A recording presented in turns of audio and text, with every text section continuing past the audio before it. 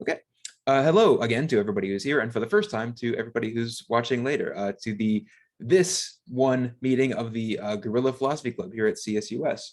My name is William Wyatt. I'm your nominal president, and this is going to be a discussion preceded by a presentation on, as I understand it, the philosophy of history and interesting sort of problems and concepts that arise therein. So yeah. With that, I guess that's it. I'll throw it to you, Dr. Binder, please. Thank you, William, and thank you all of you for being here and for inviting me. It's such a pleasure to be here and talk. I have many things I want to say, so I'll try to keep it organized. But yes, this is personally a topic that I've dedicated a lot of time to. I was very inspired to get into philosophy through this Spanish philosopher who, one of his famous lines is that humankind has no nature, only history. And it's something that sounds very simple, but is really quite profound when you dig into what he meant with that. And I spent like a decade or so unpacking that so far, and I'm still unpacking it. So yeah, my area of concentration has really been on the philosophy of history. So what I want to do today is really more than anything have a conversation about this. Want to cover some of the questions that we typically look at in the philosophy of history, maybe look at some fallacies that we tend to commit as historians of philosophy, as historians in general, and then just also focus maybe a little bit on what it means to think of ourselves as historical beings. Okay, so first I want to start with this example that I'm going to read a little bit from a paper that I wrote that gets us thinking about what is history in the first place. So this is an image of these people known as the Agta. This is a hunter-gatherers community in the Philippines that I think really gives us a little bit of insight into some of the fundamental characteristics of humanity when we think about humanity stripped of some of the modern conveniences that we have. We would expect that hunting as a hunter-gatherer society is probably one of the most prized skills among the group, or perhaps practicing medicine. But there are these different roles that people play in this group. And so the first question, and I think probably given the topic of my talk, you'll be able to answer this correctly, but within this group of hunter-gatherers that we would expect practicing medicine is probably a particularly prized skill, hunting. Which do you think, nonetheless, is the person that's more esteemed? So we have a hunter, medical practitioner, or storyteller, and why?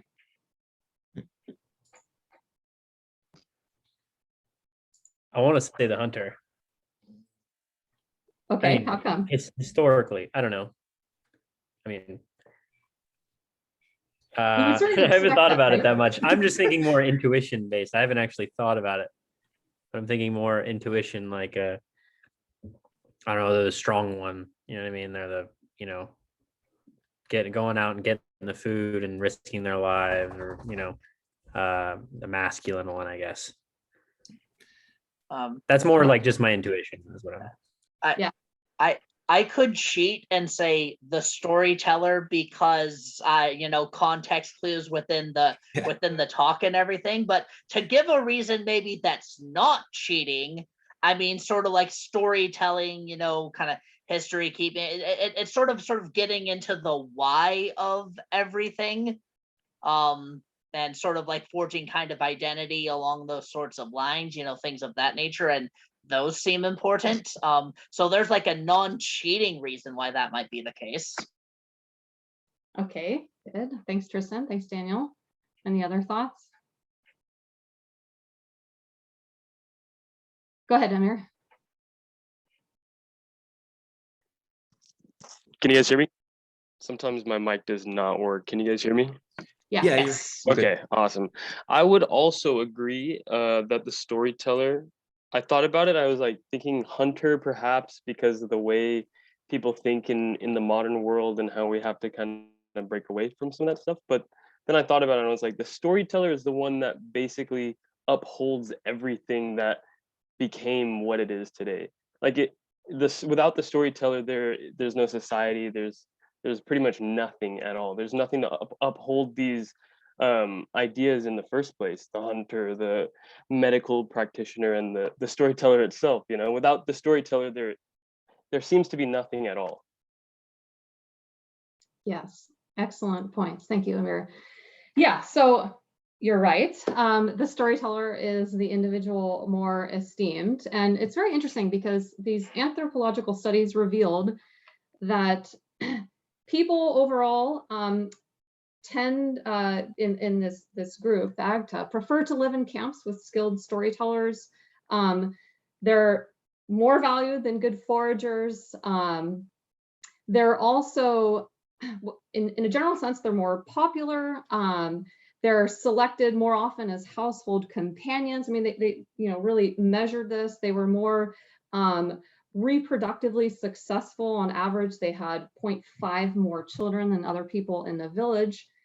So it really gets us thinking, as human beings and the kind of individual in our community that we value. So why, Amir had some great thoughts there, but why look at this more? Why the storyteller? What's so valuable about a person that tells us stories? And then also we'll go into looking at how that's similar and how that's different from history and telling history. Any thoughts?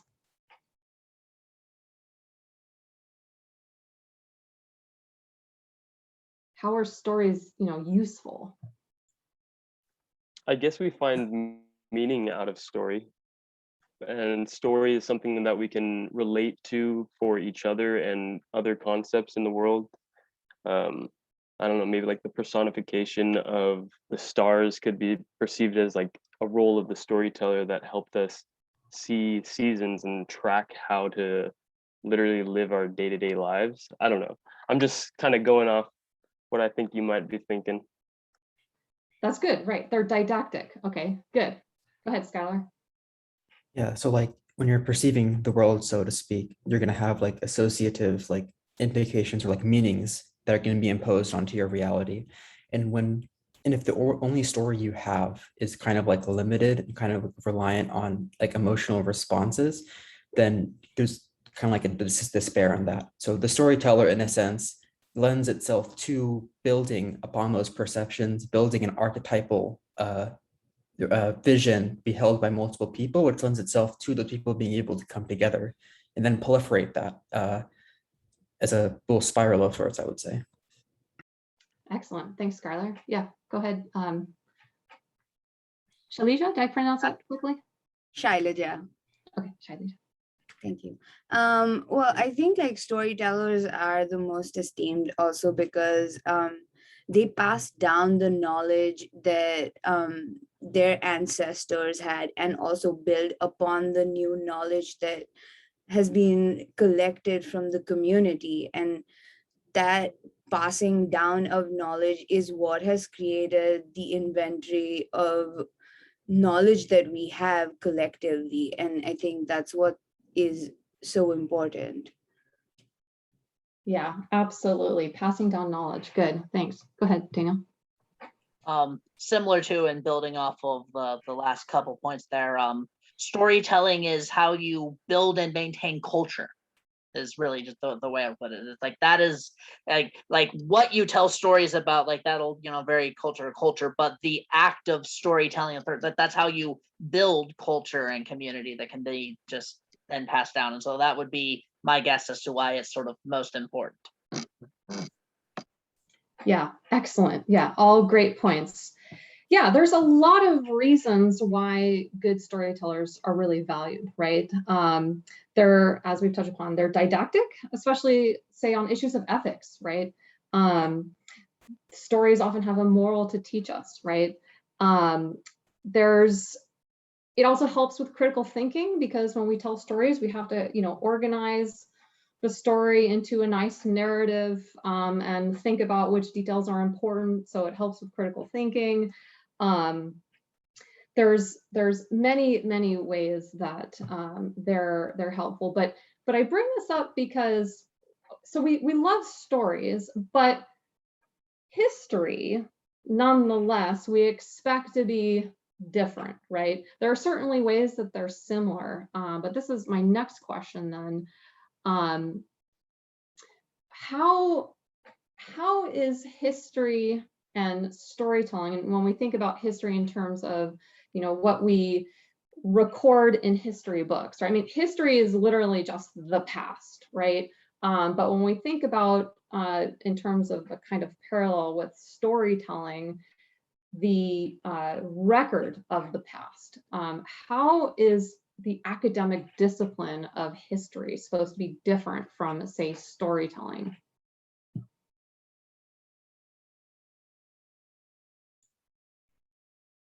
Go ahead, Amir.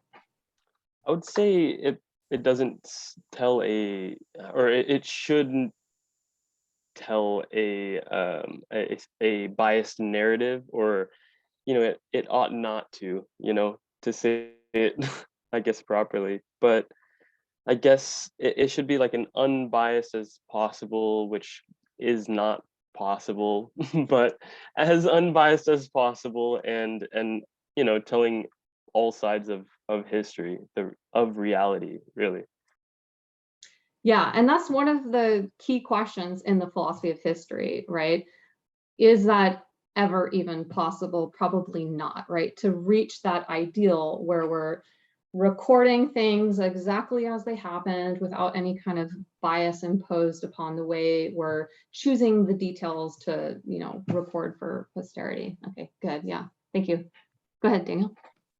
Yeah, largely I had the same reaction as Amir, but going slightly differently, but building a little bit off of other ways. It's sort of like history after a fashion is, I think, kind of almost like demythologizing the past, I think might be a way of putting it. Like, details get lost, and then what happened in the past kind of fits, contemporary narrative and, like contemporary sort of political thought, and justifying, one's, perspective on, whichever direction you think are going, things are going, whether you want to use the past to justify the current direction, or to say, like, look, we're making the same mistakes as the past, what have you. And history ideally would be kind of like taking away all of the narrative, kind of taking away sort of all of the myth, and just getting into the pure, like, what actually happened.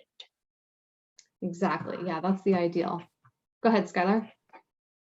Yeah, like when you tell history, you probably have like a group in mind. And so in that kind of scenario, I think it ties more together with the process of storytelling, because you have that group in mind, you have that audience in mind, and thus you have that kind of like attachment, love, bias for them. And if you're going to be telling a story about the past and depicting that in the context of, then how are you going to build off of that past and perceive and act towards your future? You want to be able to actually hold love for the people that like you're supposedly a part of, supposedly talking about. So then history, like that more idealized sort of sense, especially like in communities in which there's lots of differing points of view, in which that becomes more important thing somewhat. It's kind of like taking away that individual love, so to speak, that is otherwise probably attached to people's perception of history. Like it's kind of like expected, oh, we're the good guys, so to speak. Yeah, and that's interesting because that ties into something I'll talk about later. But some of the things commonly said about the way history is recorded, like it's always written by the victors and things like that. But yeah, and I think also a reason that storytelling and history in a general sense is so important is because, like, for example, a lot of the existentialists argue, this is something very unique to human beings, right? We have a consciousness of our historicity, right? We are aware of the past that we've lived and how it's affected us today. And this is something very unique to human beings, right? That we're simply aware of time in a way that other beings aren't, right? Okay, good. And also another thing about storytelling that I forgot to mention, it's also this way of trying to kind of preserve something, right? It could be something related to us or some important moral that we want to pass along, some level of human immortality, right? In the way that things are passed along through stories. And again, like, you know, so many of the existentialists argue, this is something that is also very unique to human beings, this just constant drive to want to achieve some level of immortality, whether it's in writing or you know, other forms. But this is something that is part of the human condition, right? Okay, good. So yeah, we can recognize that there is certainly an important difference, right? When we think about storytelling, perhaps it comes to mind like embellishing stories to make them interesting. Whereas, you know, when we think of history, it's like, okay, this is what happened in the past. We want to record as many, you know, details as we can and be objective and unbiased about it. Whereas storytelling, narrative, right, we can imagine how those biases might creep in and then impact the accuracy of what's then told. So, well, what is history? Again, history, of course, itself is the past, but when we speak about the study of history, it's the study of past events. Historiography is then the recording or writing of history. So when we talk about philosophy of history, we also talk about philosophy of historiography, you know, asking questions about how history should be recorded and written down. So I want to unpack, though, a little bit more this notion about how this is arguably something very unique to human beings, right? That we have a historicity and we're very conscious of it. And so I mentioned that me personally, I was really drawn into this seemingly simple statement, man has no nature, only history. So I just want to get first, what are your first reactions to reading this? We had a very interesting discussion in my class earlier today, happened to be talking about this in existentialism, and I have a lot of psychology majors, which makes for a really, really fun conversation on this. So what do you think he's getting at? 'Cause it's much more profound than it seems at first glance. I'll take the unprofound angle first and see where we go. It seems to be, you could, at least I could interpret this as saying humans are shaped by things that are not, that we would never say are essential to our nature, that we would like to have at least some individuality and distance from, such as the political situation in which we find ourselves, the evolutionary psychology that shapes some of our tendencies, and the sort of social psychological things that we can scientifically analyze if we so choose. And that none of this seems to be like the thing that makes us human. It's only when all of it's taken together that you achieve something that looks like a person. So you could say we have no nature in the way that like Aristotle thought about nature, or is thought to have thought about nature, that there is something essential in us to which we're striving. Rather we are the end point in a very long causal chain that can be understood apart from anything that is essentially human. That's the unprofound route. Sounds good. Yeah, thanks, William. Yeah, and of course, you know, I'm sort of like hinting at part of the answer here. He's generally classified as an existentialist. He didn't necessarily like that label. I've done a lot of research where I think he falls into the pragmatist category. But anyway, that's another topic. Go ahead, Daniel. Yeah, I similar to William, am taking a sort of a stance that I think, I don't know if this is the most profound reading ever. I also don't know if I am agreeing or disagreeing with William, but again, we'll play it out. It's like I sort of read this as pretty sort of straightforward. It's like there's sort of nothing about us that sort of inherently makes us us, beyond just sort of the, as William said, sort of the causal chain of the past, just beyond the sort of like what has happened to bring us here. And I don't know if I gave a more or less profound statement than William. And again, I do not know if I am agreeing or disagreeing, but I don't know. There's my 2 cents. That's great. Thanks, Daniel. Go ahead, Skylar. I just kind of came to this conclusion. I was thinking like man or like humanity in the sense of what had instigated their development, but in the other sense, it's like has. So it's something that they possess. They don't possess that kind of quote unquote awareness where however we rationalize, however we rationalize the heuristic that is the word nature. We only have a recorded history, which is that heuristic, which is how we've defined that word. So in terms of like the way in which we interact with reality or what we have, we aren't like on that level, so to speak, or if that's even possible, of perceiving things through nature, but we perceive things through quote unquote history. Good, thank you. Yeah, and as you say, if we really unpack these terms, nature and history, then we get a better understanding of what he means here.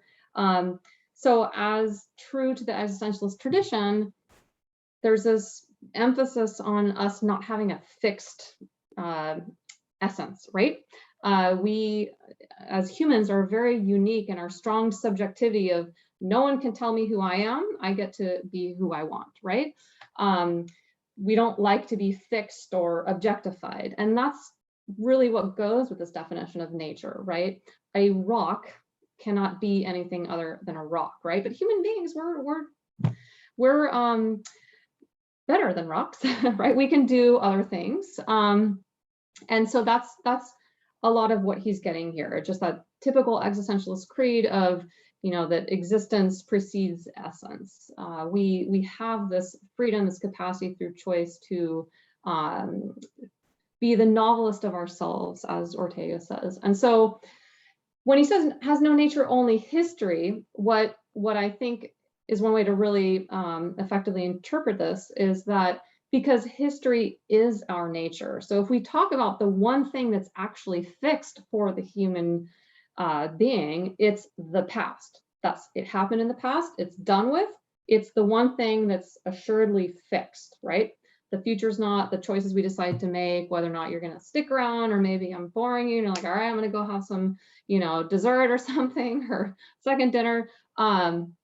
Right? We have that freedom. So the only thing that's actually fixed is the past. And so I think, one thing I like to add on to this is man has no nature, only history, because history is his nature. And of course, I'm using, the direct translation of the Spanish. I like to usually say humankind to be more appropriate there. But that is another topic of the nuances in the language.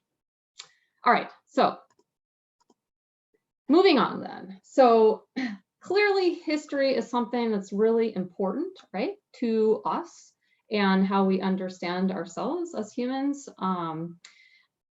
It's, I think, as a lot of philosophers have argued, something unique about being human, right? We've seen so many examples in the history of philosophy of, well, what is it exactly, right, that makes us different, say, than animals? Moral deliberation, and I think historical consciousness is also a really important example of what makes us different.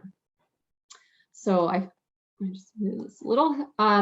So let's look at then some of the kinds of questions as philosophers of history that we want to look at here. So how should history be recorded? Well, as we've been talking about, ideally it's completely objective. We preserve all of the facts about the events and people and places of the past without imposing any kind of subjective interpretation, but few would claim that's ever possible.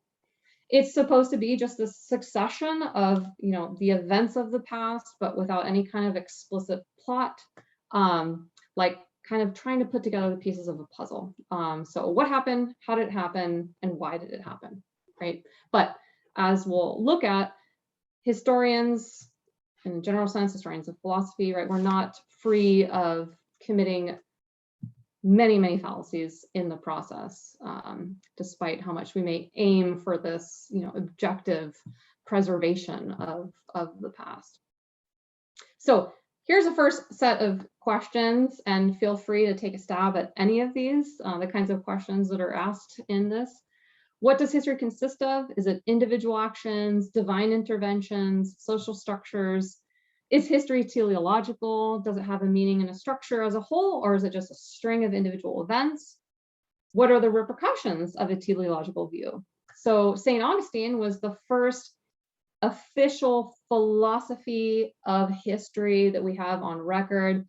I think that we have some ideas of this that come prior to St. Augustine, but he's generally given this credit that he's the first to like formally develop a philosophy on history, and it's a very teleological one. Also, do you think looking back on time, do we progress? And of course, to that question, we can add, well, it also depends what period of time we're looking at, right? If we look at the last 4 years as opposed to the last 100 years, right, that we might get a different answer. How is history connected to the present? Is history about social conventions or a set of causes and effect? Can causation truly be traced in history, right? So when you talk about, for example, what caused the World War I? Well, you know, we could talk about the assassination of the Archduke, but there's a lot of things that led up to that too. So what really is the key cause, right? This is really an important question. And also, what scale do you think is appropriate? Should we study it as a macro history, a micro history, meso history? So anyone want to take a stab at any of those questions? And feel free, of course, to apply this to the history of philosophy, right? Which we can really look at how that's distinct in its own ways. Sorry, go ahead, Daniel. Forgive me for being a bit of an eager beaver here, because there's one that actually sort of catches my mind, and it's in particular, and it's that last one. You know, what scale do I think is appropriate? It's like that. I mean, forgive me if this is a little bit of a cop-out answer, but like I can't think of a reason why it shouldn't be all three. It sort of seems like a really macro history of just sort of like a particular movement within a particular country. Seems like we're going to get a lot of really, really valuable things, especially if we're citizens in that country right now. Sort of a bigger, more pulled out history to whole nations. It seems like there's value in all of them. So like, why? What? I guess I'll phrase it this way: why isn't the answer to that question like really obviously all three? Okay, good question. Go ahead, Skylar. Yeah, I guess I can add on to that. I would probably want to prioritize the framework that all three can exist, but it depends on whether or not we have the privilege of being able to cope with that perception of history. Because for those in which that is extremely powerful to them, or like tied to things like, I don't know, like pride or courage, self-empowerment as a result of coping with trauma by way of your connection to others or connection to your history, like your perception of history, which is tied to your community, your family, and subsequently you as a person, integral to your identity, threatening that it threatens your identity. So if you have the privilege to be able to cope with those varying levels of like looking like a viewpoint, whether you're like on the ground level, you're on the 5th level, you're on top of the building, there's varying levels of privilege to that. So there should kind of be that sort of awareness, even though we can't like make it clear to those on the lower levels, because that's so important to them, that there is more than that, because that's simply that important. And there's a lot of difficulty and then communicating between people while prioritizing that. But it's not just a matter of being nice, it's a matter of making sure that we aren't then put into a cycle of violence between groups as a result of not respecting that necessity for their perception. Excellent, thanks, Skylar. Yeah, I think these are all good points. The problem is that, so when we look at things more broadly, then the objection is raised that we might be losing some of the things that say might be distinct to that particular culture, right? And writing a universal history is very, very challenging. And again, right now I'm sort of speaking more just of like, history broadly, but if we also look at what that means for history of philosophy, we could then apply questions like, well, are there timeless philosophical questions that we can trace throughout that have always been asked, or is that not the case? Is it very much just tied to that moment that they were asking those questions, right? Because this can lead into certain kinds of fallacies. And in particular, one of the main fallacies is a kind of anachronism where we apply too much of how we understand things now to the past, which is not fair because those, certain ways of understanding things weren't present then, right? Good. Any other thoughts on that, on any of those? I will Yeah. share something, although it, Go for it. yeah, thank you. I'll turn it over, but the one of the things that jumped out at me from the presentation just so far is that contrasting history with storytelling conceptually has led me to think of it this way, that in storytelling, you work the event, you derive the events from the narrative you hope to construct, the didactic nature of the thing you're trying to do. Whereas in history, ideally the thing, at least in the sort of Platonic ideal of history, the thing is reversed. You construct a narrative, a causal story, or a didactic lesson from the events that occurred. More logically, I suppose we could say you construct the bird's eye view of history, the big picture analysis from the smaller puzzle pieces, and observe the patterns without ideally having having assumed that they were there in the first place. That doesn't mean you don't construct a narrative out of history, but it means you ideally should construct that narrative after having examined how the individual events in that narrative actually sort of constructed in good faith, I guess. Okay, something long from the chat, but we'll come to that. So yeah, if that's I don't know if that's especially a normative view of history. It's if I'm saying more what I think it is or what I think it ought to be, but that's kind of how I'm working with it. And so the idea that of history being at various levels, and should it be at those various levels, I guess the only reason it wouldn't obviously be all three is that it's usually a question of logistics, as well as Skylar points out, perspective and sort of psychological ability, the ability of individual people to comprehend that much history. But also there's a way in which you can sort of view things as being caused by the patterns that emerge from them, or you can view the patterns as being caused by the individual events on which they supervene. I guess the sort of ideal way to talk about history would sort of balance those two things out. We could view World War I as the expression of patterns, and we could view the World War I as a sequence of isolated individual events. And we probably ought to do both if we can, to fully understand what's going on, and not just the pattern, but the individual events that caused it. Sorry, I'll turn it over to Tristan as well. He had something as well. I'm going to read this comment thanks. too. No, you're good. I'm good. Okay. Oh, did you want to jump in, Tristan? No? Oh no, I lost what I was thinking about. It's got me thinking about a whole bunch of stuff all at once.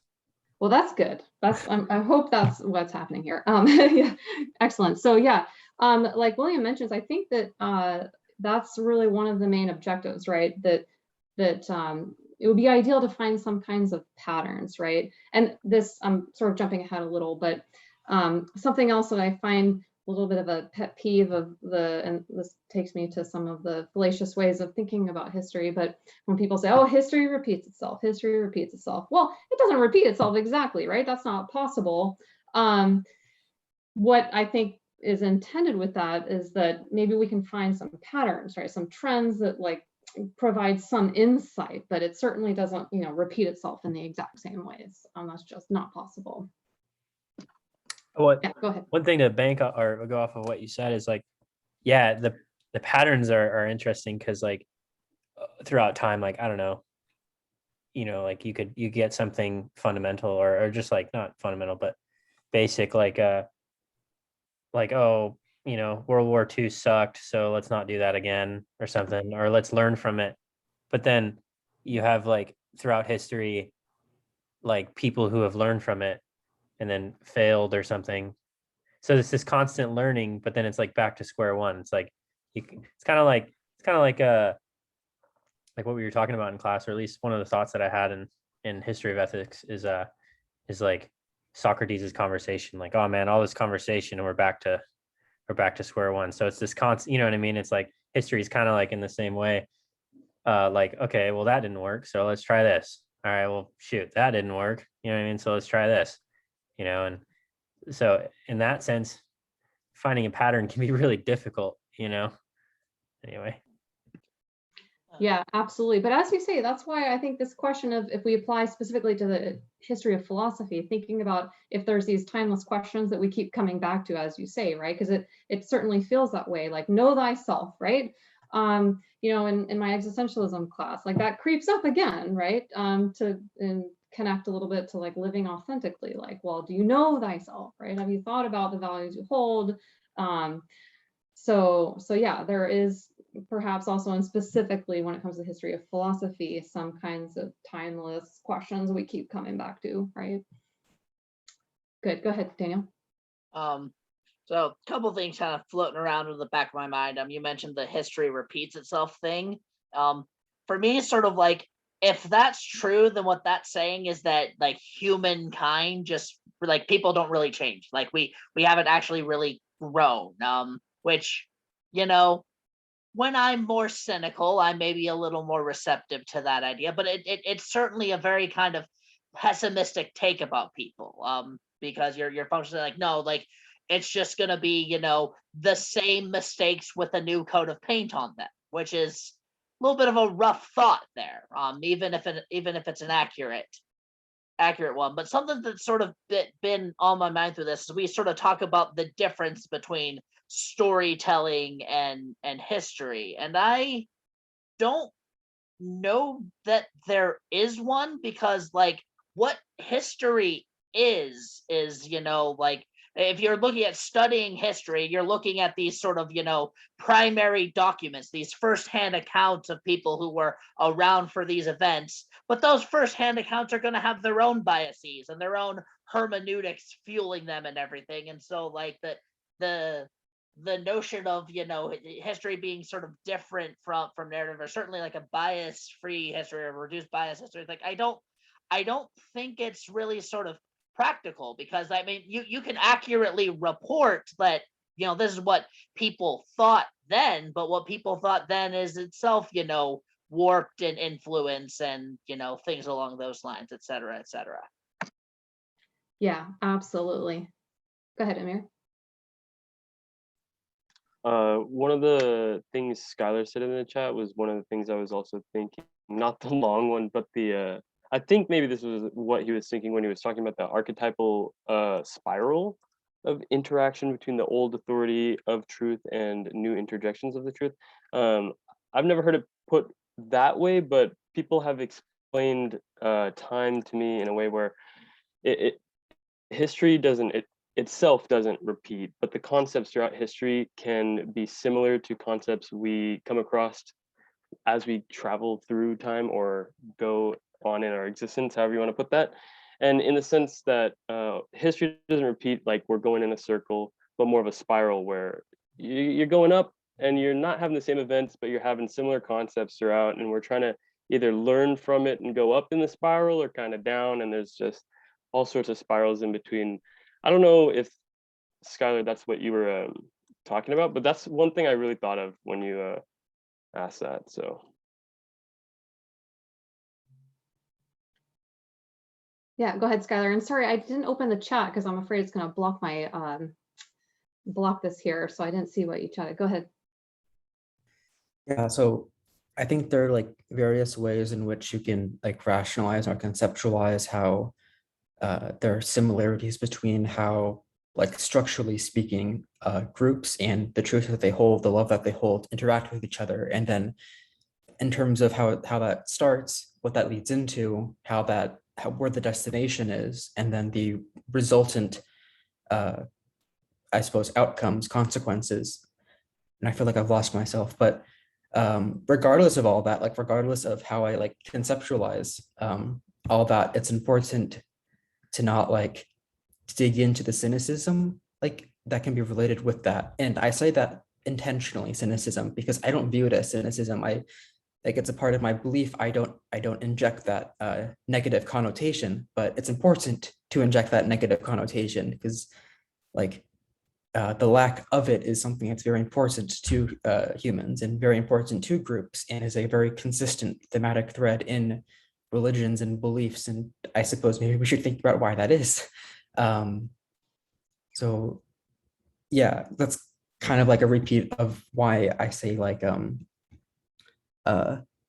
regardless, even if we say it is truth, there's that consistency of how of like people saying, oh, this is my truth, regardless if it's truth or not, the interaction's the same. Why we declare it so, psychologically speaking, could probably be similar. How it manifests, of course, like whether you like dogs or you like cats, like that's going to end up being the difference. So it's probably better to inject an archetype that rewrites the interaction, so to speak, rather than just saying, oh, this truth is wrong, because that's just a new repeat of previous archetypes. Interesting. Yeah. And, you know, we could also talk about too, going back to the notion of finding trends. There's something I like to think about a lot too is, you know, do things move in more of a cyclical manner? Because that sort of implies something more cyclical. You know, when I think about, for example, in the history of philosophy, you know, with the birth of philosophy, we have a move away from mythology to a focus on reason, right? So we're focusing on reason over faith. You know, Thales uses his own primitive scientific tools to predict a solar eclipse. And now there's this focus, hey, you know, the human being, we're able to understand more than we've given ourselves credit for. Prior to this, everything was just, you know, mythological dogma, right? And then we go into the medieval period and we have a shift back into faith, the focus on religious dogma, or in the West, of course, religious dogma is dominating. Then we go into the Renaissance period and we go back to reason, and then we have the Enlightenment, and right? And so there seems to be something cyclical in that particular example of faith versus reason. But I'm not entirely certain that it is cyclical, right? It's an interesting philosophical question on how history progresses. Yeah, go ahead, Tristan. Oh no, it's just quick. Like in the sense that like I guess what someone I don't remember who said it, but something like you've never had a thought like that someone else hasn't already thought, you know? Like, and so like if you think like, oh man, I learned from this historical event, you know what I mean, I'm gonna do something different. You know, somebody else already learned from some historical event and did the different thing. So like, I mean, I guess the idea throughout the storytelling is to constantly build on this story and progress and shape it. And, but like, is there some limit to like the story to where you're just going in circles, you know? And so, I mean, that is pretty like, I don't know, negative connotation if you look at it that way, right? But only if you look at it that way. I mean, I don't know. It is interesting to think about, you know? Yeah, and I certainly don't have the answer, but yeah, going back to Ortega, he's fresh in my mind. He describes the history of philosophy as a history of errors, right? It's just like, oh, so-and-so was wrong about this, so I'm gonna build upon it. But within those errors, right, we get these little insights, but it's kind of similar to what you're saying, right? It's constantly, you know, building upon it and trying to improve, but then in the process we end up making additional errors, right? I mean, taking Ortega's view. Yeah, go ahead, Daniel. To the sort of potentially cyclical nature of these sorts of things. I think it's easiest to see with philosophy because philosophy is sort of most obviously kind of big picture, trying to find big answers to hard questions type of thing. But I think why we sort of see this sort of like back and forth, and we sort of like, even like within philosophy, we see certain ethical theories or traditions, gain prominence and then lose it and then regain it, is because like answers to these questions are like, and if you may pardon my French here, really fucking hard to get. And so like when something, we something's popular, and so like we do it and we don't get answers, and so we think, all right, let's try something else. And then that something else doesn't get, because these answers are really, really hard. And it's really, really hard to come to any kind of consensus on things. And so we try something else. And then eventually things kind of, so I don't know that it's sort of necessarily cyclical, but kind of like winds up being that way, because I mean, you might see similar things like, okay, like what's sort of like the best way to kind of approach ourselves? It's sure to be sort of a more scientific approach to understanding our world, or a more spiritual one. What's the kind of best way to sort of deal with government or rule and stuff? And you see sort of back and forth along these sorts of lines. So I think something like that is what's going on here. It's just finding answers are hard, and so we keep trying and retrying and kind of back and forth different approaches. Yeah, absolutely. Finding these answers are extremely hard, but the one thing that we really have is the past, right? Because it's done with. It's still with us in the present, right? Because it's affected who, if we look at just our individual selves, it's affected who we are today, right? But this is something that, like, empirically is more tangible, right? A student said today, I loved this in existentialism, that going back to that initial quote about Ortega, the reason that we're our history is because if we were, sorry for such a dark example, but if if I was suddenly to die, no one would know anything about what were my hopes and aspirations. They would just know about what I've done, right? And so that's really what's defined who I am. All of that is just in the future that we can't, that's intangible, right? And so I think that that's something that's so valuable about thinking about this, right? Because it is something that we can actually like empirically look at. And I also like, I believe it was Collingwood that said that philosophy is history teaching by example. So there's a strong connection, I think, between philosophy and history, like he said.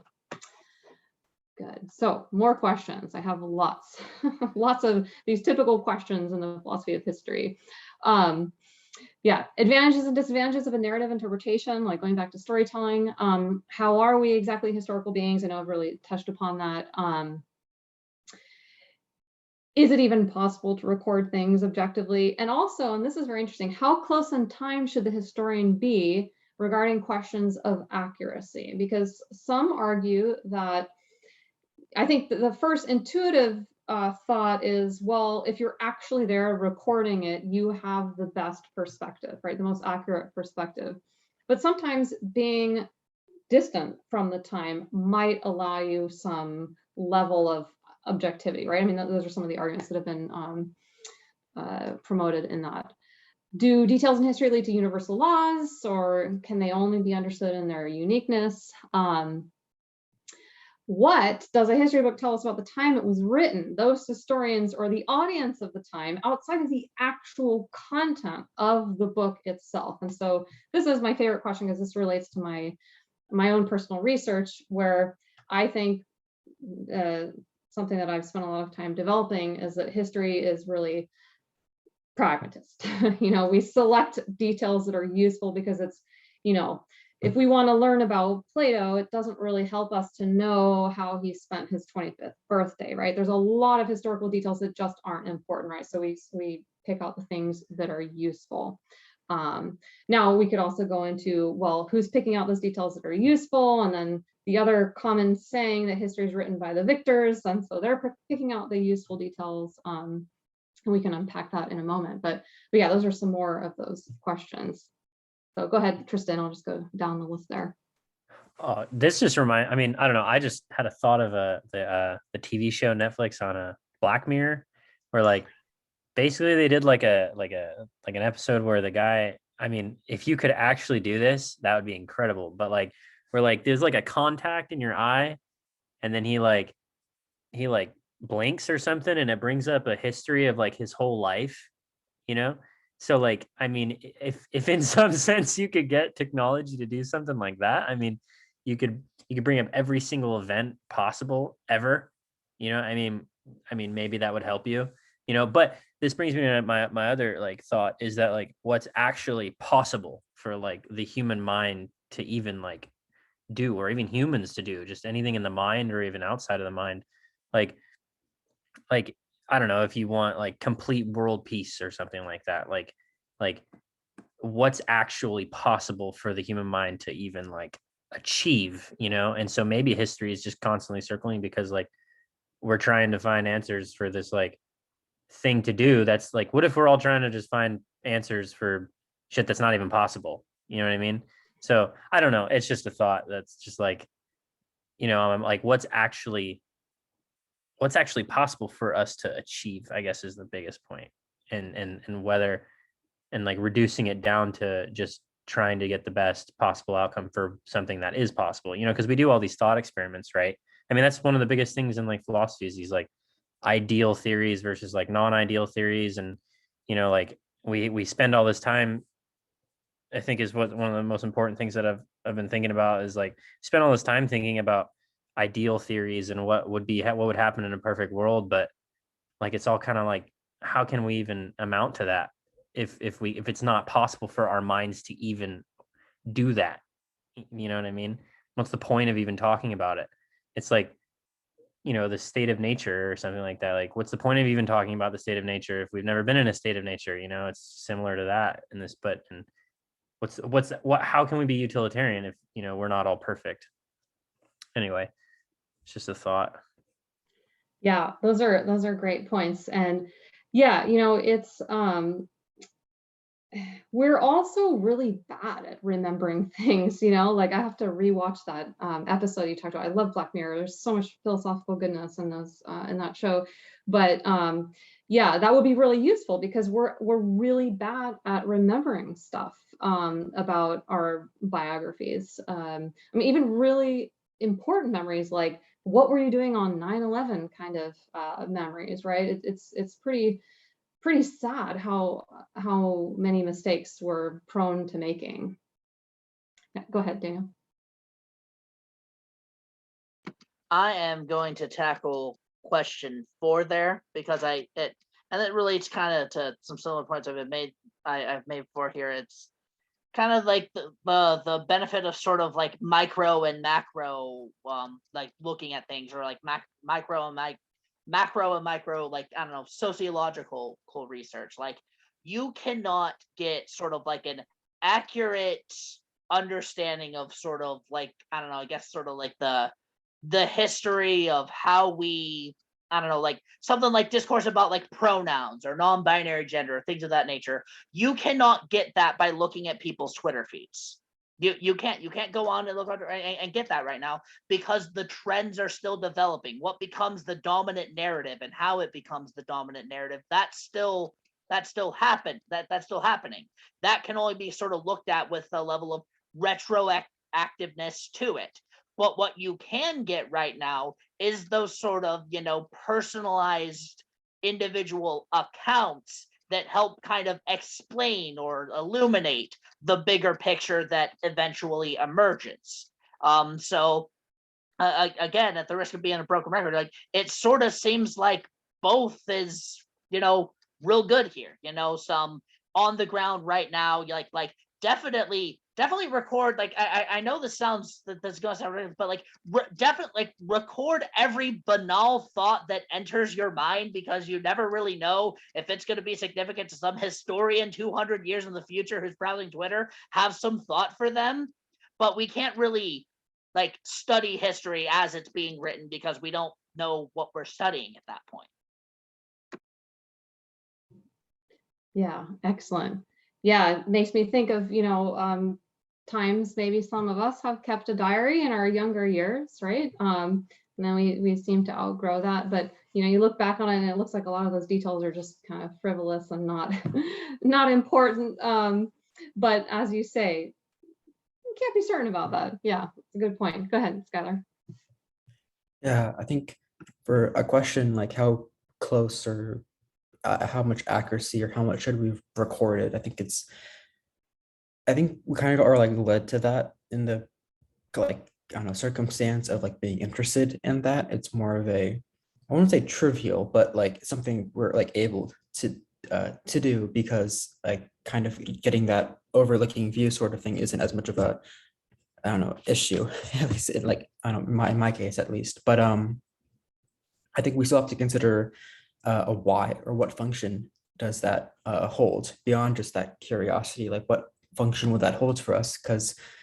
Um, because even if we may not think of something as significant, either if that's significant in a good way or a bad way, that doesn't going to functionally speaking be the same for all people. So I think at the end of it all, it kind of seems like something we're led to thinking, oh, we should record more, oh, we should be more truthful and be more factual. It's kind of something that we're led to, but uh, we should still make sure not to ignore the why, because that why is going to exist for everyone. There's going to be a function to the consequences of that why. Like there's going to be consequences of the why, whether it's expressed or it's suppressed. So we got to keep that in mind, I suppose. Yes, and that brings up a really interesting question too about what gives something historical significance, right? As opposed to say utility, right? Because there could be differing judgments as to something being historically significant, right? Or something that later turns out not to be historically significant, right? And going back also to what Daniel was saying, because ideally we're going to take out historical details that are significant and useful, but what is it exactly that makes an event significant? That's, I think, a hard question to answer. Good. Can I offer a framework on that, or maybe the basic sketch of a framework? The framework of the framework. The question of like what we want out of history seems to be the thing that makes anything in history salient or not salient. I think, and I on some level, I hope that we will all agree that physically speaking, the universe is deterministic. That, although we will probably never fully understand it, the history and the future are both sort of set in stone. Our decisions matter because they have causal impact. They are part of that causal chain, but that chain is uncompromising and unbroken. Therefore, part of the conceit of that view is that every individual detail does matter. The higher order patterns emerge out of the tiny details. So we need all of them. Technically speaking, they are all equally relevant. They are all equally important. Every little atom moving and every iota of energy that exists. But if we want to answer questions about those higher order patterns, we will need some kind of teleology with which to approach those higher order patterns. So, like, if we want to know something about politics, right? We want to know what humans are like when they get together in groups and try to make a society. We will want to record certain. We want to reference certain kinds of things, like the economic system that was in place at any given time.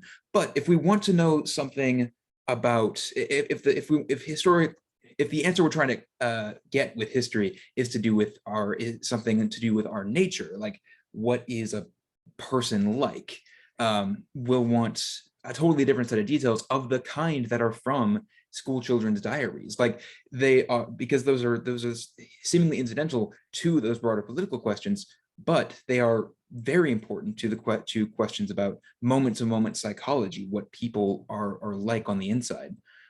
So yeah, basically that's kind of how I'm sort of framing this, how I'm approaching this in my own head. That what makes a thing important in history or significant in history is what we happen to be trying to figure out with it. And to that end, I guess, yeah, you'd want to record every iota, every little tiny detail that you can, precisely because you don't know either what higher order patterns will emerge, or what questions will be the most salient on the minds of future people. So yeah, I'll turn it over. That's excellent. Yeah, I love that, William. Yeah, and the problem is, I think as we get older, right, we don't have the time to record all of those details, and that's what's problematic. And it's interesting sort of mentioning, like, how children are better at, let's say, in their diary, keeping track of all sorts of details that we may later look upon as, like, frivolous and insignificant. But yeah, that's I think that's really well said, that the significance has a lot to do with what it is exactly that we're trying to figure out. And I think that connects also to looking at it, pragmatically. Yeah, excellent. And I saw, was it Amir or Skylar? Someone had a hand up, or no? I mean, I had one up for a time, kind of lost my train of thought. I guess to what William was saying, I hold a bit of a similar view or premise and the subsequent conclusions of such. And from my framework, acknowledging the logic and all of that and the subsequent conclusions is simply not going to be important. At least it isn't going to be important currently. Like, maybe we can accelerate towards the destination in which that may become important. But at this point, it simply won't be something that has applicability to be acknowledged or acted upon, at least in a positive manner. So I think it's then important to acknowledge what then positive is in terms of functionality and applicability, in terms of what knowledge is able to be retained, preserved, proliferated, and acted upon by people in which the attachment to their truths is a much larger consequence, of much larger importance, rather than like the more freedom, not freedom, but more freedom to expand upon that. So at the basic premise of, I'd like to prioritize a way of recording history or interacting with history and what's important by way of acknowledging the inevitable difference between individuals and the consequences of not acknowledging such, be it a mystery or be it something that they're open about. So from there, I guess, just prioritize human happiness in a state of chaos, I guess. Many religions have tried. Yeah, right. Excellent. I gotta go. Thanks, guys. I'll see ya. Thank you, Professor. Oh, hi, Tristan. Yeah, Bye. thanks for coming. Thank you for coming, Tristan. Take it easy. Yeah, see ya. So yeah, some of the next things I have, and of course I know we're beyond the hour that's more or less allotted for this. But just a few thoughts on some fallacies. Of course, this is not going to be an exhaustive list, and pretty much most of the same fallacies that we've already studied in philosophy we can apply to work as historians. We already know that this is something that's impossible, right, to avoid. We can get better at these, but there is this one. I mean, there's a couple I want to point out because I just think that they're particularly common and just a little bit different maybe than some things that we've already talked about in other philosophy classes. But the historian's fallacy, for example, this far-sweeping assumption that he or she can identify with our present day lens to the past. This is a really, I think, important one because a lot of these fallacies deal with applying a kind of anachronism, right? That we're just incorrectly using our present day glasses to try and understand the past, or like if we were to talk about, say, the atomists, right? Going back to the pre-Socratics, their concept of atom, it's so easy for us to think about how we understand an atom today, but it wasn't the same thing, right? We really need to try to put ourselves in that time period to better understand that. And it's really hard to avoid falling into that trap, right? So this is, again, when a historian has too much faith in their ability to correctly identify with the past, that gets in the way of more accurate interpretations of, for example, what exactly did they mean by, atoms? Okay. These are some examples of others. I won't go into too much detail because I want to jump ahead to one particular example. I think we can really unpack. But, false dilemma, we've already, studied. This can very easily be applied to trying to understand history, like war or peace, right? Things are more complicated. Like with fallacies in general, a lot of times it's just a problem of oversimplifying the situation. We already talked about how causation is really challenging to trace in history. And again, I know this may sound like I don't want to focus too much on just history, because similar questions we can raise with history of philosophy, and then some things are also unique to that. But I just think, going back to Ortega's quote, in a general sense, history is just a really important part of who we are and how we understand ourselves. And so that's why I think really, really broadly, these are really important questions and important fallacies to consider that get in the way of us, better understanding how, what role the past has had, right? So we've talked about this one, history repeats itself. I want to jump ahead to what people seem to be implying with this, right? Well, history repeats itself. What they often are referring to is, well, those who cannot learn from the past are doomed to repeat it. All right. So, I mean, what do you think about this? Any objections against this?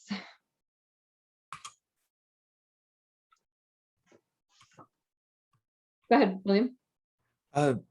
Yeah, well, I'll turn it over quickly, but I do want to say that one of the things that sort of jumps out at me about this phrase and this framework of thinking about history is that we can sort of see that patterns do emerge in a cyclical looking form, or arguably a progressive spiral upwards that's far from linear progress, as we can get into, but progress nonetheless, and still with this sort of cyclical shape to it.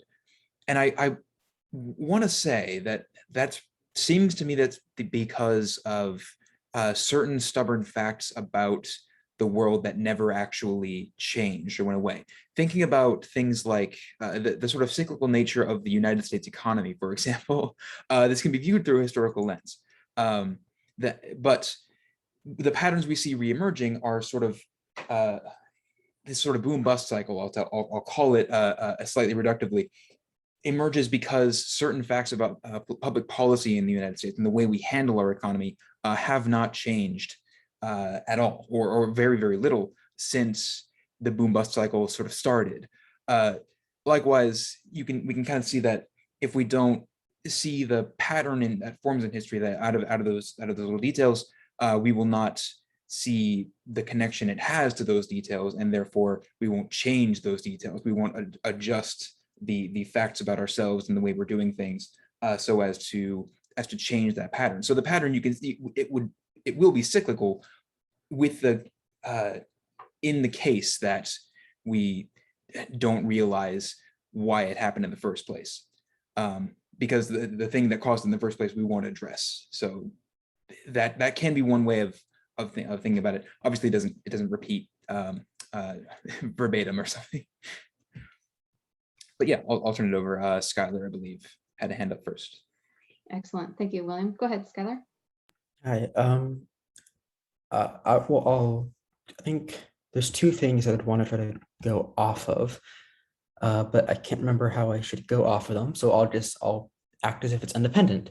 I think I had a conversation with someone like a while ago, kind of like about the statement, those who cannot learn from the past are doomed to repeat it. And I think it kind of connects to the fallacy that you mentioned earlier, like, well, and somewhat, I guess, kind of like historians, or I guess maybe just people in general, kind of thinking that, oh, if I was in the past, I would do it. And that relies on the assumption of the knowledge that we currently have and our ability to identify with it. And at the same time, it ignores kind of like human psychology. So there's actually a lack of understanding, so to speak. So kind of like, what does learn mean? And kind of like that statement itself is also kind of like, doesn't even address solutions or understanding itself. So it's kind of like, well, in a sense, there's like that functionality of a statement in which implies a sense of hope, though. So maybe I shouldn't critique it. So then there's like another aspect to sort of quickly include, kind of like human psychology and interactions with environments, kind of like implying its own echo in terms of how then society is going to form and interact with each other. Like it relies on those same premises and the interlinking between those premises of psychology and premises of the environment. And more so the psychology is already an implied echo of the environment, so whatever. But kind of like, even if we then retrospectively look at how the society has not exactly fixed or went bad to negative consequences, those premises, psychologically speaking, are going to exist.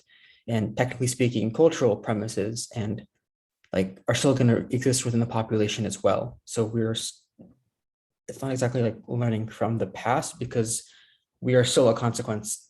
Yeah, whatever. Sorry.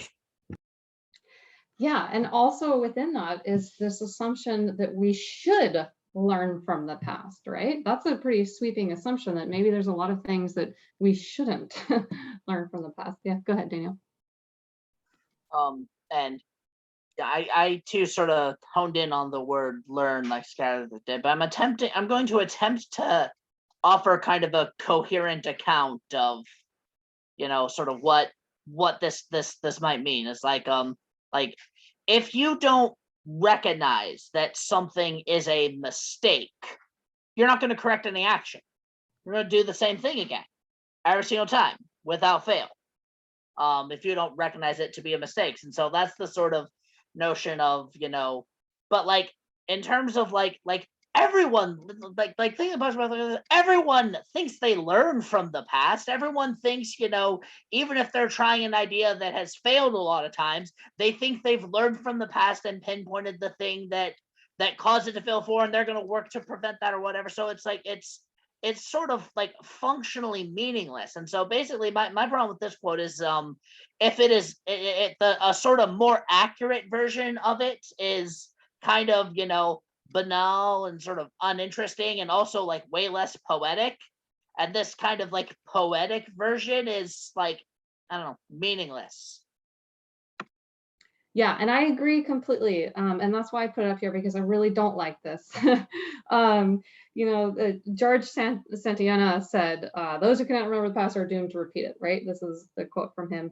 And also Hegel said that what we have learned from history is that we haven't learned anything from history, right? And so again, implicit in this is this notion that we're supposed to be, and of course there are lots of things that we should be learning, but there's also things that maybe we shouldn't be, like things that become obsolete, like certain kinds of technological skills. So yeah, there's a lot that's really problematic here. And the other one I want to bring up, and this one is really tricky. This one's really tricky, but I want to unpack this. I mean, what do you think about this? We hear this a lot. History is written by the victors.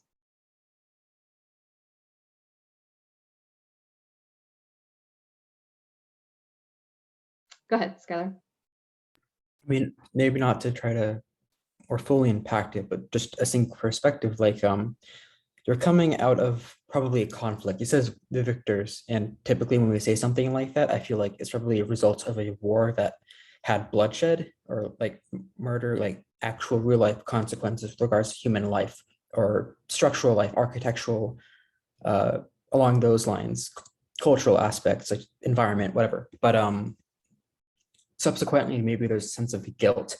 And if you don't want like your society to kind of combust in itself after doing all this out of that sense of guilt, then you're probably going to want to like frame it in a this was justice or frame it in a positive manner. And regardless of that is the case from a future perspective or a retrospective perspective, there's probably like an importance to your people to, as victors, write something that lends itself to you feeling that you deserve to live. Especially if the reasons why you were led to that conflict were like stressful, like traumatic, etc. Like there's like heart there.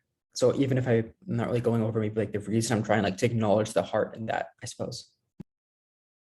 Yeah, I think those are excellent points. So that's a very big part of what motivates, the selection of historical data by victors. Okay, good. Go ahead, Salija. Thank you. So I'm an international student from India, and learning our history, we've seen that a lot of the historical documents straight up were just destroyed by the British. And also before that, the Mughals and all the people that did conquer India at one point or another. And because of that, a lot of the original Indian history has just been wiped out completely. And so I do find a lot of truth in the statement that history is written by the victors, or at least the history of the victors is what we see the most of. Absolutely, and I think that's absolutely the case.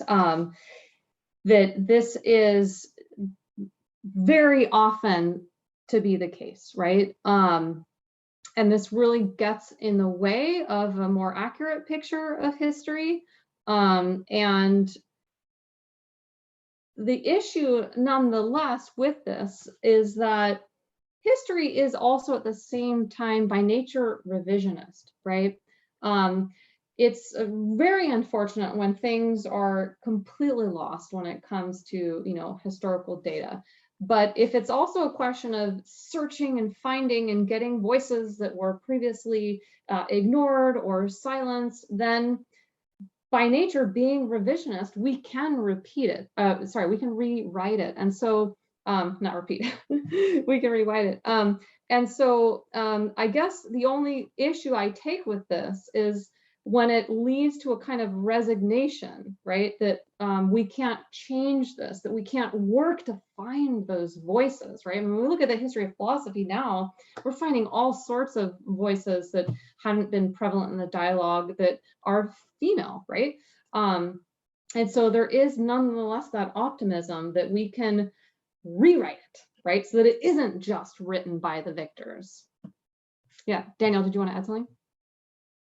I did, but then it was just kind of said by other people, and I've kind of talked a lot. It's just, you know, the victors kind of get to pick out which, you know, which of the details sort of get emphasized and stuff. And even then, like, even as we kind of like rewrite things, it's just we're just sort of like adding people to the victors, and maybe that's ultimately the goal, is sort of like get everyone into the group that has legitimate say so about this. But yeah, largely said by other people. I love how I said that I wasn't going to say anything and then wound up talking anyway. I'm gonna shut up now.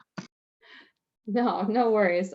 Yeah, and you know, again, it's just the resignation that I want to try and avoid with us, and to just use this as a reminder that it is by nature revisionist. We can go back, we can rewrite it, we can find, we can unearth voices previously silenced, and we shouldn't, you know, just assume that what's been recorded, right, is what happened. So yeah, did you want to go ahead? Yeah, I think though that the problem with that also sometimes is that there's a lot of gap in the understanding that we do have from these voices. Like I'm studying history of ancient philosophy right now, I mean this semester, and what we see is that like a lot of work from philosophers like Lucretius or like Epicurus is missing, and there's like so many gaps in the knowledge that we do have that it makes it so hard to actually even understand what the entirety of the message is, or the understand or the learning is.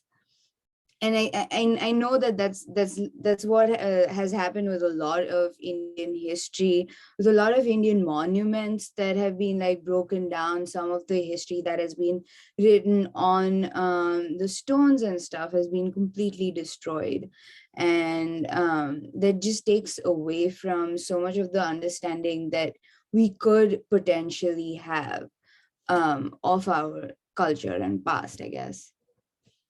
Yeah, absolutely. And it's always, yeah, so unfortunate when we have those gaps that, you know, with information missing. But again, you know, ideally, I think it's also important for us to remember that, you know, we have a professional academic discipline of historians, sorry, that are writing, you know, academic articles and books that ideally, right, are going to look at the data and try to produce a, though it might not be possible, an unbiased take on things and not something just written by the victors. But yeah, it's more than anything for me, just trying to avoid the resignation that comes with this, because this is unfortunately true a lot of the time, right? But hopefully we can overcome this. Yeah. Go ahead, Skylar. Yeah, sure. It's something that I kind of like thought about, like going outside of like the history is written by the victors, with specifically to the victors. Because when we say like victors, we're probably kind of like specifying dominance or oppression after the fact. But at more like a basic level, not to disvalue that perspective, just kind of like broadening it out. The privilege of having beliefs itself that are preserved, that functionally speaking, like feel good to you, right? Like at the end of the day, like my history, like my beliefs circumstantially are beneficial to me. They make me feel like, in a sense, like somewhat like protective of myself, even if I don't like have much of an attachment, like culturally speaking. Like there's beneficiality there. There isn't a even if there's a lack thereof of like cultural attachment, like for me, lineage speaking or family speaking, there isn't like an existing perceived history of oppression towards that in like the mainstream culture in which I'm in, or perceived mainstream culture that I'm in. So there, I guess I'll repeat myself. End of the day, privilege of simply having preserved belief, given that, like cognitively speaking, you're not going to be aware of what you don't know. You're not going to be aware of the perspectives that are being, in a sense, trampled on for the sake of what you currently think being preserved. Like there's a psychopathy like interaction, so to speak, there. Like you aren't going to be aware of the consequences of that. It's kind of the human thing. Yeah, I think that's a really excellent point. And in a general sense, historians won't have, you know, will be limited in that access in the same way, right? Yeah, good. So yeah, those were pretty much, I know I was kind of all over the place with this, because there's so much I wanted to pack into just a general, you know, philosophy of history talk, but those were the examples that I wanted to share. Any other final thoughts, questions?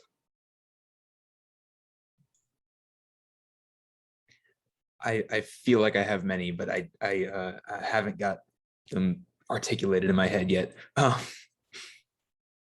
Yeah. I hope at least it's been a little bit different. I think that this is not, you know, a dominant dominant topic that we talk about, but I think, you know, as that quote I mentioned of history being philosophy teaching by example, I think there's a very important connection to I mean, obviously we're living in the present. The past has shaped very much who we are, and we're very focused on the future, but thinking about the past is a really important part of what it means to be human, I think, just broadly. So whether we're talking about our own biographies or, you know, the histories of countries, it serves us well to think about it philosophically, right?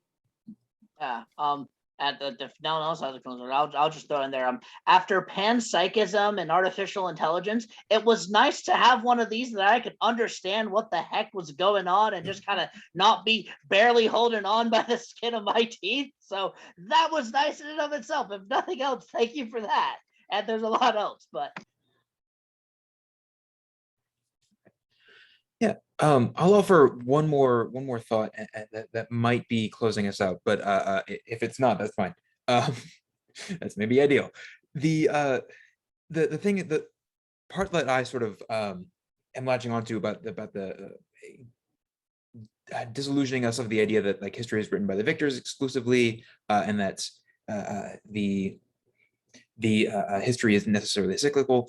I guess we could say the utility of of trying to combat that, the sort of cynical view of those maxims, is that if we do proceed as though we can change something, then that represents the best possible chances of changing something. Like there's a sort of strictly pragmatic take on it. If the universe, if we are doomed to repeat history and we don't treat it like it's, and we treat it like it's we're doomed to repeat history, we'll repeat history.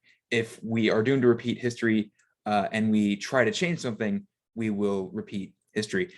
If we are not doomed to repeat history, but we treat it as though we are doomed to repeat history, we will repeat history. The only chance of not repeating the atrocities of our past is if we are not doomed to repeat history, and if we treat it as though we are not doomed to repeat history. So like, not knowing whether that first thing holds, that second thing at least is sort of an important pragmatic idea to bear in mind, assuming we don't know that first thing holds, and it probably does. Like we've rehashed this, but like, yeah, more than likely we are not in fact resigned to the fact that history is written by the victors, and we are not resigned to the fact that history is cyclical. We can in fact change it. So yeah.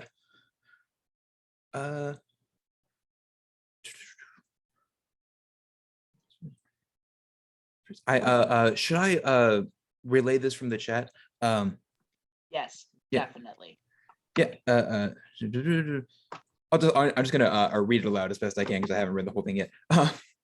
Professor, you should propose to teach a course on Listening to Philosophers, the brilliant underdogs from history to the present. I feel something like that would be so interesting and would help to give a platform to those awesome but lost ideas. I know Professor Ayala Lopez, I was going to mention that. Professor Ayala Lopez does a philosophy of feminism, and it was one of my favorite courses. And this is from Maria. I'm going to pronounce it. Myra.